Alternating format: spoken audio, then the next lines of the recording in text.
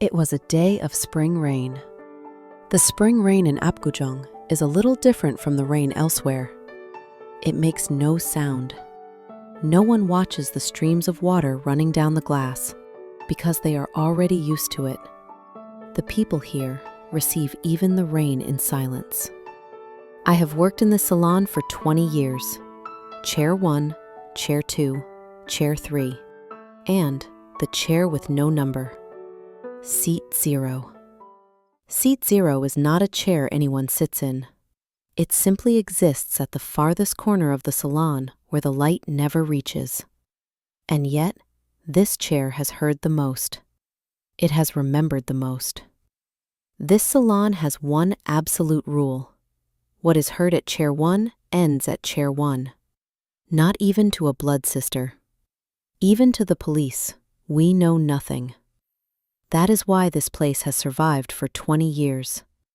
People do not come here to have their hair done. They come to say the things they cannot say anywhere else. Because here, there is someone who will listen. It was the spring of 2013. That year, Apgujeong appeared quiet on the surface. Gangnam real estate was stirring again, and new restaurants were opening near Cheongdam. And, inside this salon, a story no one knew about was quietly ripening. Only I knew. Information is not power simply because you possess it. The power lies in when, how, and to whom you release it.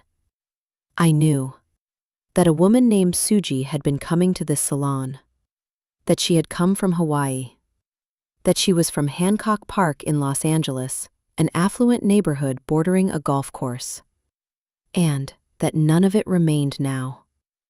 Madam Lee took her seat at Chair 1. She removed her coat, Chanel tweed, a spring collection in ivory and beige. Her bag was a Hermes Birkin 35 in Etupe Togo leather. She set it down on the table without a sound. As I draped the cape around her, I looked at Madam Lee in the mirror. Today, she was looking out the window. Not at the rain. Just at something far away. At nothing at all. I spoke first. How have you been lately? Madam Lee slowly turned her gaze to the mirror. And very quietly, she spoke. My grandchild is old enough for school now. Hawaii. When that word appeared, I did not stop cutting. I kept moving as if nothing had happened. But inside my mind, something switched on. I spoke as casually as I could. Ma'am, when you mention Hawaii, someone comes to mind. Do you know a woman named Suji who used to live there? Madam Lee's eyes stopped for half a second in the mirror, and then they were calm again. Too quickly, too perfectly, which made it more frightening. Madam Lee asked slowly, Suji? I kept the scissors moving as I spoke. Yes, she's from Hancock Park in LA. She was active in the Korean community in Hawaii, drives a white Porsche. She comes here sometimes. Madam Lee said nothing for a moment. She looked out the window. Streams of rain were running down the glass. 3 seconds. I do not know what happened inside those 3 seconds, but when they passed, Madam Lee's shoulders dropped, just slightly, and then rose again. Madam Lee looked at the mirror.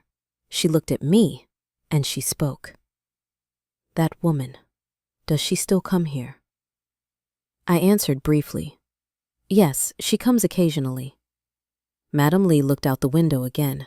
The rain had grown a little stronger, and very quietly she said, I know we don't take same-day bookings, but when that woman makes an appointment, let me know. It was a command dressed as a request.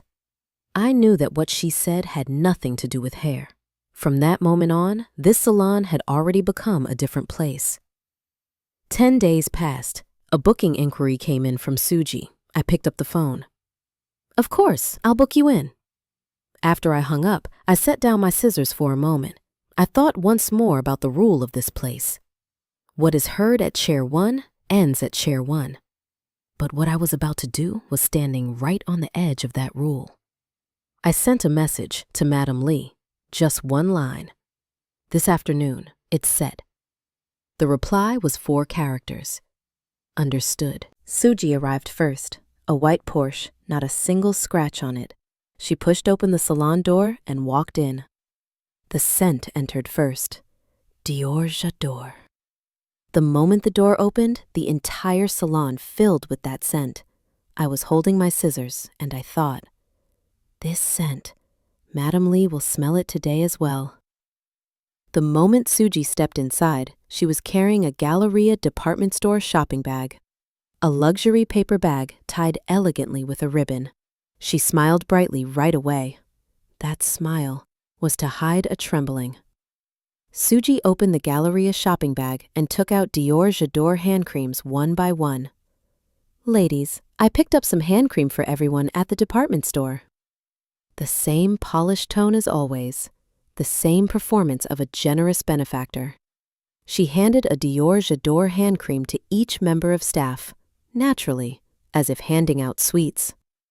But I knew those hand creams were bought with that money. Money saved to build a son's home, spent on a counterfeit life.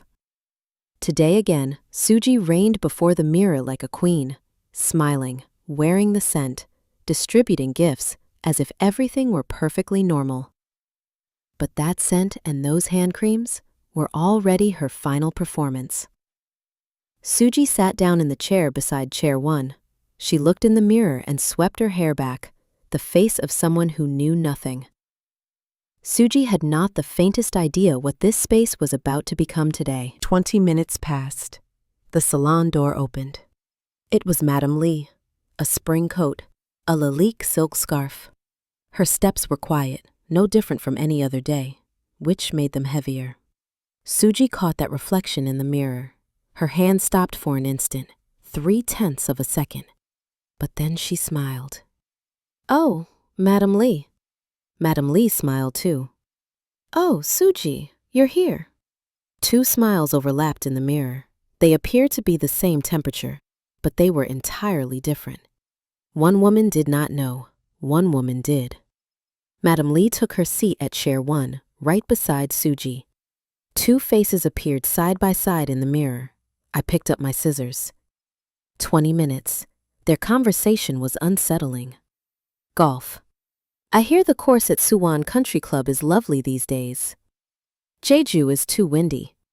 The weather in Hawaii is perfect this time of year, not humid at all. Real estate in Gangnam. I hear Cheongdam is rising again. I can't even remember when the prices were low. Family news. Your grandchild must be starting school soon? Children grow up so fast. And then the subject of the scent came up. Madame Lee smiled as she spoke. Suji, are you still wearing that scent? Suji smiled as she answered. Of course, Madame Lee, you told only me about it. I'm wearing it right now. It was Dior J'adore. The scent Madame Lee had supposedly shared with Suji alone. It filled the salon that day. Suji added with a smile. The school districts in Hawaii have more to consider than you'd think. I looked into it quite a bit when I was there. Just let me know if you ever need help. Madame Lee nodded.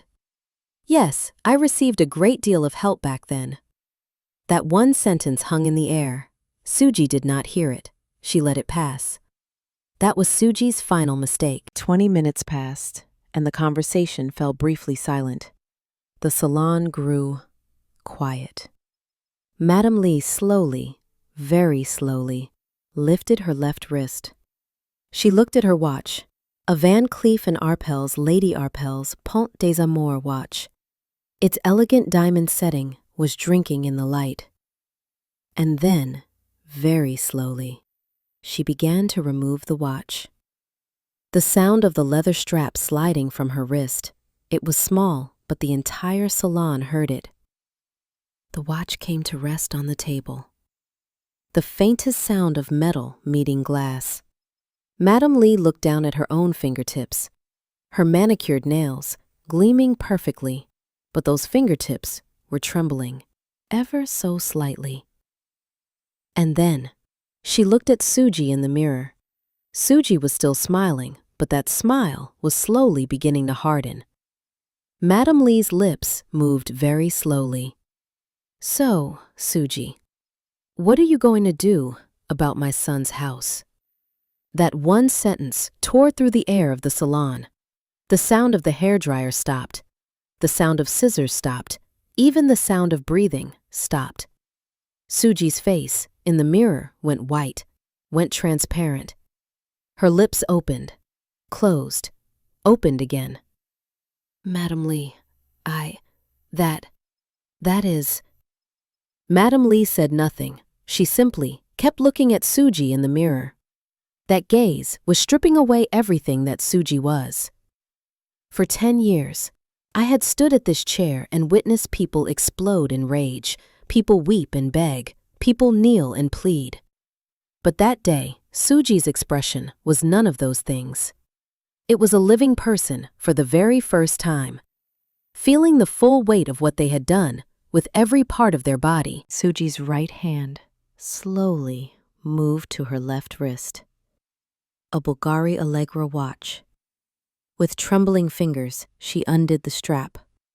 The watch dropped onto the table, and then the Damiani earrings at both ears. Star-set diamonds, sparkling, she removed them, one by one. Madame Lee, please, take these at least. I'm sorry, truly, truly sorry. Madame Lee never once looked down at those items. Her gaze remained fixed solely on Suji in the mirror.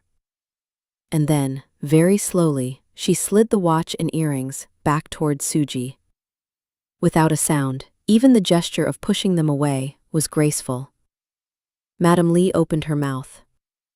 I don't avoid filth out of fear. I avoid it because it's beneath me. All the tips you spread around in this place, the cosmetics, the luxury bags, all of it, was the money meant for my son's house? Suji was holding her breath, holding it, until finally a small broken sound escaped. Madame Lee continued, her voice still, low, and calm. And that scent. The one who first told you about it was me, did you know that? That one sentence brought down everything Suji was. Suji could not lift her head, her shoulders slowly sank. She became smaller, smaller still. Madame Lee spoke for the last time, put those back on and get out of my sight. That money, consider it payment for the shroud you'll wear on your final journey. Never let me see you again. Suji could say nothing more. She simply, with trembling hands, gathered up the watch and earrings. She held her bag, as if clinging to it, and then she walked toward the door. Each step was heavy. The steps she had taken coming in were the steps of someone who knew nothing. The steps she took going out were the steps of someone who would know everything, forever. The door closed. The salon grew quiet again. Only the rain tapped against the glass. The scent of Dior J'adore still lingered. Slowly, very slowly, it was fading. This time, forever. Madame Lee looked at the mirror. She smoothed the strand of hair with her hand, and she looked at me. Continue. I picked up my scissors. I said nothing, as the rule of this place demands. When the appointment was over, Madame Lee put on her coat. She picked up her Birkin. She set cash on the table without a word, and she left. She did not take an umbrella. It was raining that day. Quite hard. But Madame Lee simply walked out. Later, I thought about it alone. What must Madame Lee have thought that night? Courtrooms, journalists, whispers. To avoid all of that. To keep this silence. She must have known that was the more valuable victory. 2 months passed. Madame Lee came again. She sat at chair 1 as always. That day the salon happened to be empty. Just Madame Lee and me. Madame Lee began to speak, very quietly. It was 1.3 billion won. Money I sent over 3 years, a little at a time, to build my son's house in Hawaii. Suji. She took that money in Hawaii and came back to Korea. The place she ran to was Apgujeong. I asked carefully, Madam Lee, but why didn't you pursue it legally? With a sum that large? Madam Lee looked at my eyes in the mirror for a moment, and very calmly she said, Listen, if that woman lives well on that money, then I simply gave it to her. But Madam Lee, 1.3 billion. But if that woman spends the rest of her life in fear, that is my revenge. Either way, I have lost nothing, because I am still here, sitting in this chair, and no one can speak my name carelessly. In that moment, I understood. What is the truly expensive price for the people who sit in this chair? It is not money. It is having your name appear in a search, having your choices judged in comment sections, becoming the subject of other people's conversations. That is the real price. The money Suji took has now become something heavy around her neck. Every time a certain scent reaches her, every time she passes through the streets of Apgujeong, every time she opens the door of a fine restaurant, it will push her into fear and dread. Every time Suji enters a department store, she will have to look over her shoulder, in case someone there knows Madam Lee. Every time she swings a club on a golf course, she will feel eyes on her back. The perfume Suji wears has now become a curse. Dior J'adore. The scent Madam Lee had shared with Suji alone. Now every time Suji wears it, she will remember. That money did not give Suji freedom. Instead, it became a chain she will wear for life. Suji must live as a fugitive. Apgujeong, Cheongdam, Hanam, Galleria. The mere sound of those words will make her heart drop. Madam Lee's elegant choice was completed in exactly this way. No courts, no police, no headlines. Only silence, and one sentence was enough. The salon returned to its ordinary days. Another client sat in this chair. New stories arrived at the other chairs. But this chair knows that none of those stories ever truly left this space, that they are recorded in the silence. Seat 0 does not judge, it simply remembers, quietly, the choices people make and what becomes of them. What would you have done? Standing again before someone who had taken 1.3 billion from you. Would you choose rage? Or would you choose silence? That choice will say everything about who you are. What this chair remembers today ends here. This was Seat 0.